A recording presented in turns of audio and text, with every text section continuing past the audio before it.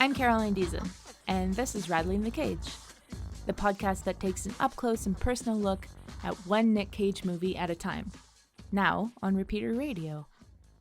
You can tune into the broadcast of this episode and other fantastic programming and support independent weirdo radio by following at repeater_radio on Twitter and going to repeater-radio.com.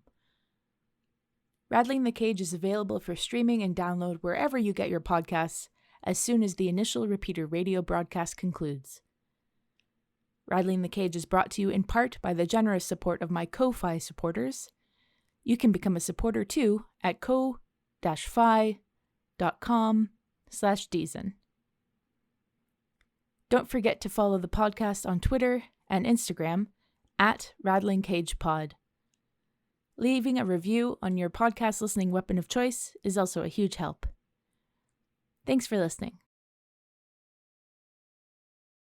So today's episode is on the 1994 film Guarding Tess. This movie is directed by Hugh Wilson, co-written by Hugh Wilson and P.G. Torikveh, and starring Shirley McLaine as the titular Tess and Nicolas Cage as her Secret Servant agent. I said servant. That was a Freudian slip there, because he really is more like a servant than a Secret Service agent, but I get ahead of myself. Let me set the scene. Tess Carlisle is the former First Lady. Her husband died in office, and the sitting president was her husband's Veep.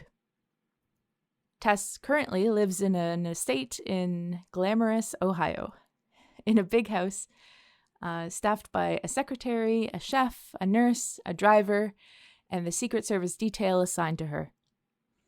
So the movie starts on the last day of Agent Doug Chesnick, played by Nicolas Cage. So he's leaving this detail. He's ending his tenure here. So even though he was Tess's husband's Secret Service agent during his presidency, Doug is elated to be finishing his detail in Ohio. There's a scene of him on the plane heading back to D.C., and he's giggling to himself because he's so happy to be leaving.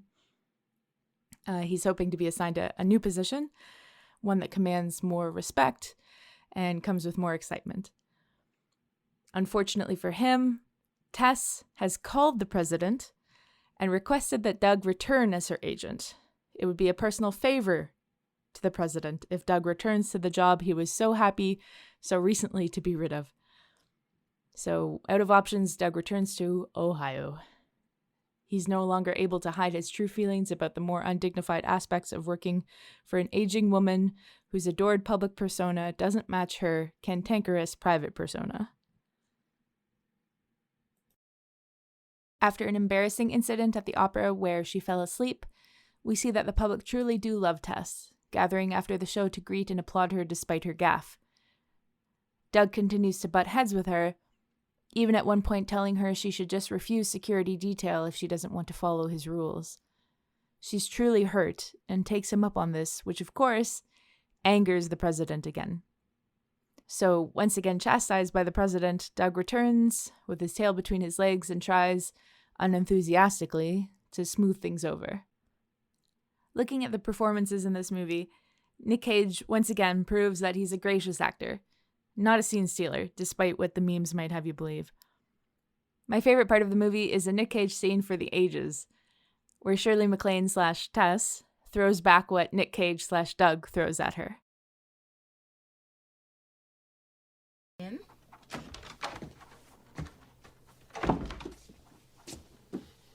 Did you enjoy yourself today? Don't take that tone with me, Douglas. Look, this is just stupid, okay? Which part? The part where I have to run away like a fugitive in order to have 1 hour's worth of privacy? Or the part where I am spoken to like a child? I fired Earl. This has happened twice now. No. He is a driver in the employ of the Secret Service. I can't do anything about the cook and the nurse. No, they work for you. But this guy works for us, and he's gone! He works for you because I told you people to hire him. He's my chauffeur. And he's staying!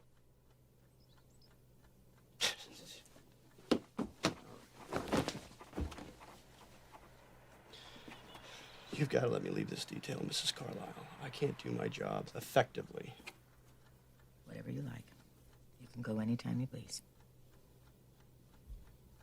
Thank you. You're welcome. Goodbye, Mrs. Carlo. Goodbye.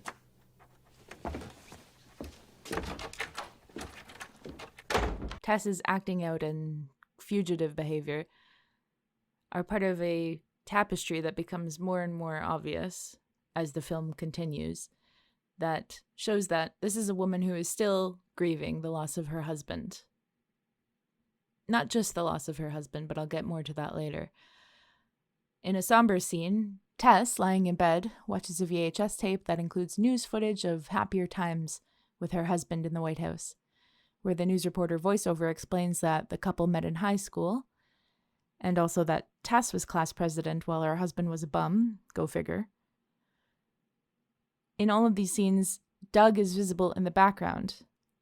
He's there for each of the major scenes of news coverage. The tape continues and shows the news coverage of her husband's heart attack, and then finally his funeral. Tess, watching it with tears in her eyes, notices Doug in the funeral audience on tape. He's visibly upset as well, and Tess realizes that he's always been loyal, like family to her.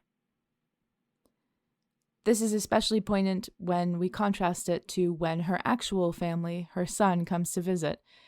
She's so excited, the most happy we've seen her in the film so far, to welcome her son, who turns out is just there to ask her for help with his business. So Tess is widowed, her children aren't in her life anymore. She's truly alone, even though she's surrounded by a dozen staff members. But seeing Doug's emotion at her husband's funeral, something she wouldn't have noticed at the time, for obvious reasons, really makes her start to see Doug in a different way. Eventually, Tess and Doug are able to connect on a more personal level, and their relationship truly seems to be healing and blossoming into something new and better. There's hope for Tess overcoming her grief, and what's more, she's found renewed purpose when the president announces that he will visit her home. What follows is a series of vignettes showing Tess at her most mischievous as she goes about her errands, testing the agent's patience. Over the course of the movie, Cage must say, "Yes, ma'am," 12 times more than he says anything else in the movie. But the important part is that Tess is up and about in the house, looking and acting like her old self. That is, until the president announces that he will no longer be visiting due to pressing matters of state, sends some nobody in his place, and Tess is visibly disappointed. But she still puts on a stately event. Her depressive state, however, has returned. She informs Doug that she wants to go on a contemplative picnic alone, and requests that Doug be the only agent that comes along. Now, this goes against all the protocol Doug has been so concerned with upholding, but their newfound closeness has softened him, and only Doug, Tess, and the driver, Earl, go out to the lake for a picnic. Tess falls asleep again, and Doug carries her to the car. When Doug turns back to retrieve the last of the picnicking equipment, the car suddenly peels away and drives off. The audience sees inside the car and sees Tess jostle awake at it in shock. Doug doesn't see this, and he screams after the car, but it doesn't stop. Now, earlier in the film, when Tess was pushing her boundaries, and as you heard in the clip, she told her driver to take off when Doug was in the store, breaching all protocol and thoroughly humiliating her agents. Doug assumes then that this incident at the picnic is another one of Tess's pranks at his expense. But when he finally gets to a phone, 2.5 hours later on foot, and calls the estate, Tess and the driver haven't arrived. What he assumed was a prank takes a sinister turn. The FBI gets involved, and the president is informed that Tess Carlisle has been kidnapped. Suddenly, this charming odd couple story is a high-stakes crime movie where a worried, sick Doug deals with the shame of knowing that he got what he wished for, a more exciting, dangerous detail, but that someone he cares about is now in mortal danger. Skip ahead a couple of minutes if you don't want any spoilers, but I'd like to include this audio from this scene because it is one of those great Nic Cage being Nic Cage moments. Operate. You did it, didn't you, Earl? Hey, the hell with you, okay, Dougie? It was easy, wasn't it? Will you get him out of my face? I mean, I'm not putting up with this. I don't have to take this. All right. Okay? Okay. Okay. But I'm going to have to warn you, Mr. Fowler, that the FBI does now consider you a suspect. Well, okay, that's just terrific. I suggest you get a lawyer as soon as you possibly can. Don't you worry about that. I'm going to protect myself. Where is she, Earl? Speak to my lawyer, Agent Dougie. All right. That's it for now. Well, no more questions, but we're going to have you available to us, Mr. Fowler, at our convenience. All right? Oh, no, Doug. Let's not be stupid here. All right? Where is she? I don't know. Doug, we're the good guys, okay? We don't do stuff like this. Look at that. Don't you get it? Don't you get it? I'm the only witness you got. He wants to kill me. Good God, doesn't that tell you anything? Come on, Doug. I'm telling you to holster your pistol. Oh, Jesus, help me. God damn it, Doug. Put that gun away.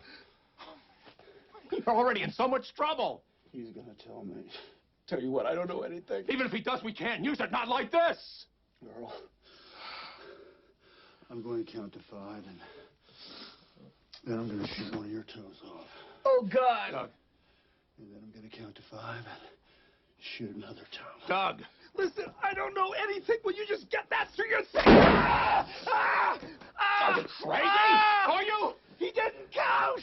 5. He didn't even count. 4. You're going to prison, Doug. Listen to me. Will you just listen to me?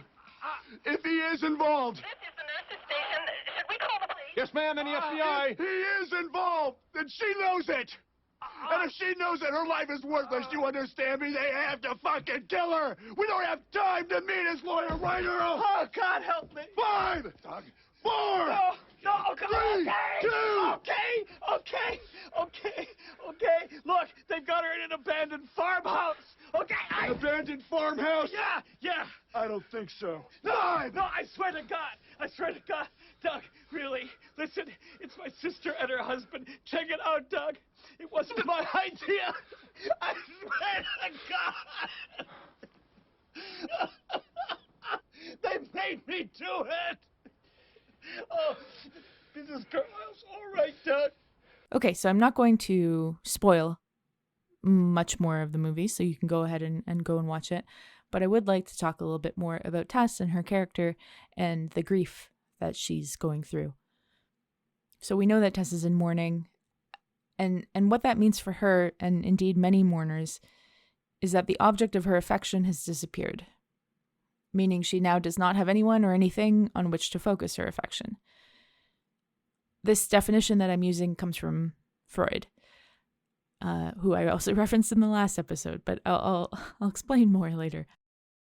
Freud talks about 2 distinct aspects of grief in mourning and melancholia. Mourning being the loss of a specific love object, so in this case, Tess losing her husband, and melancholia being a state of loss of something that one can't really articulate. Tess isn't just mourning her husband's death. She's mourning a change in lifestyle. She says she and her husband used to go play golf, and the attempt to play golf with her secretary is a huge disappointment. She's mourning the change in her professional career, so when we see her spring into action to plan for the president's visit, we get a glimpse of what she must have been like in the White House. And she's mourning a relationship with her children that has evidently deteriorated over time. She's also in a state of melancholia or even pre-mourning over her inoperable brain tumor. She hasn't told anyone about the tumor, making it the type of melancholy Freud talked about, incomprehensible, unidentifiable. She does tell Doug about it at the beginning of the movie, but in a way that lets her disavow it as a lie if he chooses not to believe it, which he does choose not to believe. He can't imagine her like that, so he doesn't hear it, even when she does tell him about it. Anyway, back to Freud. Freud says that the way to overcome grief is to find a new love object, one the person in mourning can focus on in order to move past the mourning. Tess tries to focus on her son and finds that this is inadequate. The love isn't returned. But she ends the movie with telling Doug he's like a son to her. Though we know that Tess has a tumor, she's survived the ordeal of the movie, and she's even surrounded by her family at the end, her real family. Her blood family, I should say. Found family and chosen family is real family too. Her relationship with Doug has helped her move through mourning in a Freudian sense. Now, just to make sure we're on the same page, literary studies is basically the only field that hasn't completely discounted Freud as complete BS. This is a movie podcast hosted by a literature PhD student, not a psychological, medical, scientific, or whatever podcast. Freud's ideas about grief, like his ideas about everything else, don't hold water in the scientific community, and I'm not saying that they should. But I think there's something to be appreciated in mourning and melancholia when we look at the difference between these two ideas. And one of the things that makes Tess an interesting character is that she is not just occupying the role of grieving widow. This is a woman who is capable and a leader in her own right. Remember that the newscaster on the footage I mentioned earlier implies that it's Tess who should have been president, not her husband. But because of the historical time in which she came up, this was not possible, and is really a commentary on many first ladies that the U.S. has seen. The loss of her husband as a companion and lover came with myriad other types of loss for Tess, including the loss of identity. When Doug angrily says that the only reason Tess wants to keep him there is because she doesn't want to have to break in a new person, he's got it wrong. She's trying to preserve her former life in the best way she can. Keeping him there helps her hold on to a memory of what was lost and what she can't yet move past. He partly represents that which was lost. The ending of the movie, I think, gives us some hope that she will be able to enter a new phase in her life. And it also gives us hope that Doug will no longer bemoan this assignment, especially now that he realizes how dangerous and high profile it really can be. But especially because he has real fondness for Tess, despite it all.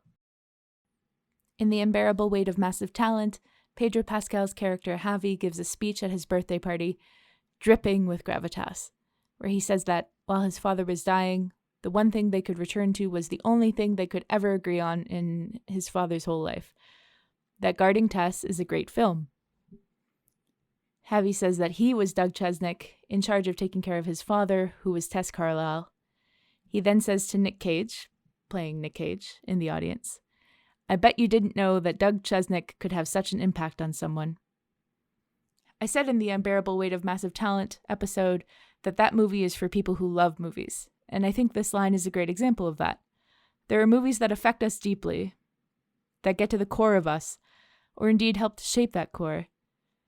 Ones that we shared with loved ones or remind us of certain times in our lives, and sometimes those movies are movies like Guarding Tess.